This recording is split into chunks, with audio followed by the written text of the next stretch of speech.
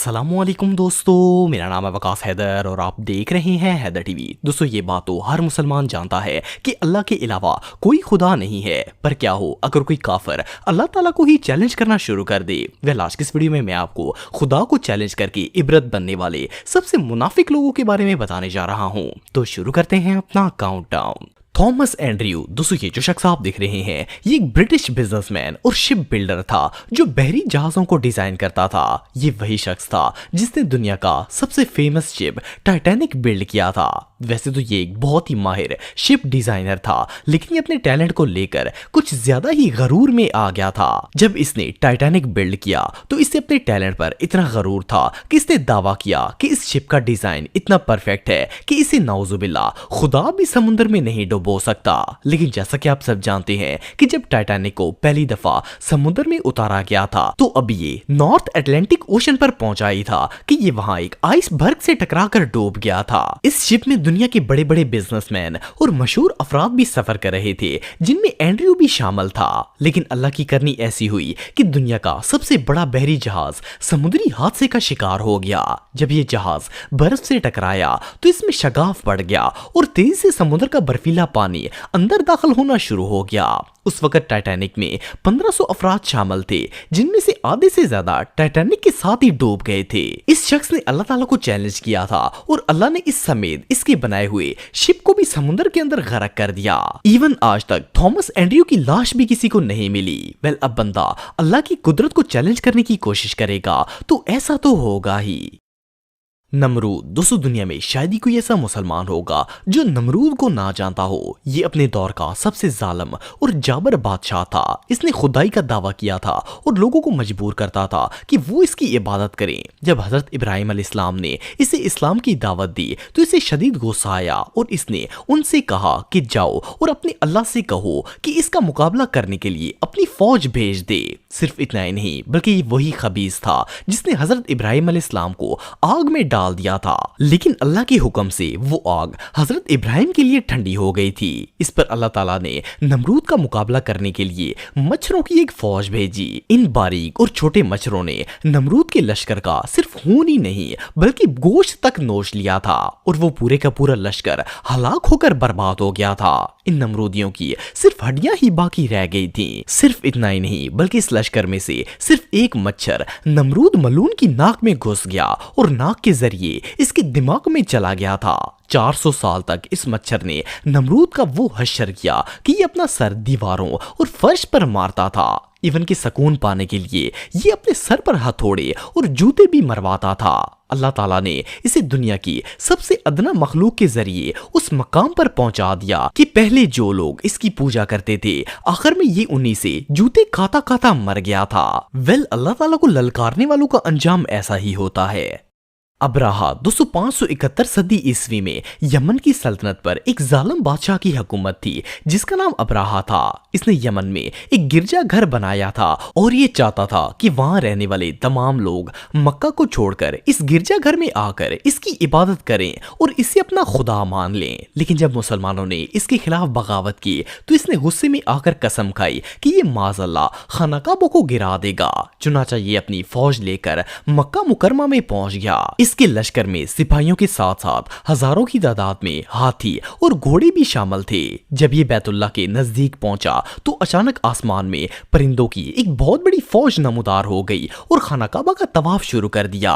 ये अल्लाह का मौजा था कि उसने अपने हरम की हिफाजत के लिए परिंदों का एक बहुत बड़ा झुंड भेज दिया था। अब राह के हाथियों और घोड़ों ने जैसे ही इन परिंदों को देखा तो वो बौखलाकर इधर उधर भागना शुरू हो गए। इन जानवरों पर आने वाले कुफ्फार ना सिर्फ जमीन पर गिर गए बल्कि अपने ही जानवरों के पैरों तले आकर मरना स्टार्ट हो गए। सिर्फ इतना ही नहीं बल्कि इन परिंदों ने अल्लाह के हुक्म से अब्राहा और इसके पूरे लश्कर को आसमान से पत्थर मार मार कर हलाक कर दिया। इवन इस वाक़े के हवाले से कुरान पाक में एक सूरत भी नाज़िल फरमाई गई है जिसका नाम सूरह फील है। बेशक अल्लाह ताला हर चीज पर कादर है। فرعون دوستو اگر فرعون کو اسلامی تاریخ کا سب سے بڑا بدبخت کہا جائے تو یہ بات غلط نہیں ہوگی۔ یہ مصر کا بادشاہ تھا۔ فرعون ان بدبخت انسانوں میں سے ایک تھا جس نے خدائی کا دعویٰ کیا اور کہا کہ اس کے علاوہ اور کوئی خدا نہیں ہے۔ ایون یہ لوگوں کو اپنی عبادت کرنے پر مجبور کرتا اور جو اس کی عبادت نہ کرتے یہ اسے قتل کروا دیتا۔ حضرت موسیٰ علیہ السلام فرعون کے پاس اللہ تعالیٰ کا پیغام لے کر گئے اور اس سے کہا کہ وہ مظلوم لوگوں کے ساتھ زیادتی کرنا چھوڑ دے ورنہ اللہ کا عذاب اسے لے ڈوبے گا۔ اس پر فرعون حضرت موسیٰ علیہ السلام کا مذاق اڑانے لگا اور ان سے کہا کہ یہاں کا خدا میں ہوں، میں کسی کے حکم کو نہیں مانتا۔ اس کافر نے حضرت موسیٰ علیہ السلام اور ان کی قوم بنی اسرائیل کو قتل کرنے کا ارادہ کر لیا، لیکن اللہ تعالیٰ نے حضرت موسیٰ کی مدد فرمائی اور انہیں اپنی قوم کے ساتھ دریائے نیل پار کرنے کا حکم دیا۔ فرعون نے ان کا پیچھا کرنے کی کوشش کی لیکن اللہ تعالیٰ کے حکم سے موسیٰ علیہ السلام کی قوم کے لیے دریا میں راستہ بن گیا اور جب فرعون نے اس راستے پر چلنے کی کوشش کی تو وہ اپنے لشکر سمیت دریا کے اندر ڈوب کر غرق ہو گیا۔ ویسے تو فرعون پانی میں ڈوب کر ہلاک ہو گیا تھا لیکن اللہ تعالیٰ نے اسے قیامت تک آنے والے لوگوں کے لیے عبرت کا نشان بنایا اور اس کی لاش کو محفوظ رکھ دیا۔ ایون ہزاروں سال گزرنے کے باوجود آج بھی اس کی ممی مصر کے میوزیم میں خوار ہو رہی ہے۔ شداد دوستو شداد کا تعلق قوم عاد سے تھا۔ یہ ان کا بادشاہ تھا اور اپنے آپ کو خدا مانتا تھا۔ قوم عاد کو اللہ تعالیٰ نے دولت، طاقت اور دنیا کی ہر نعمت سے نوازا تھا لیکن اتنی زیادہ نعمتیں ہونے کے باعث یہ لوگ بھٹک گئے اور منکر خدا ہو گئے۔ لیکن اللہ تعالیٰ نے انہیں ہدایت دینے کے لیے حضرت ہود علیہ السلام کو بھیج دیا۔ جب حضرت ہود علیہ السلام نے شہاد کو اللہ تعالیٰ کے راستے پر بلایا تو یہ ان کی توہین کرنا شروع ہو گیا۔ اس نے حضرت ہود علیہ السلام سے سوال کیا کہ اگر وہ اسلام قبول کر لے تو اسے کیا ملے گا؟ حضرت ہود علیہ السلام نے اسے کہا کہ اس کے بدلے میں اسے جنت ملے گی اور پھر اسے جنت کی تمام نعمتوں کے بارے میں بتایا۔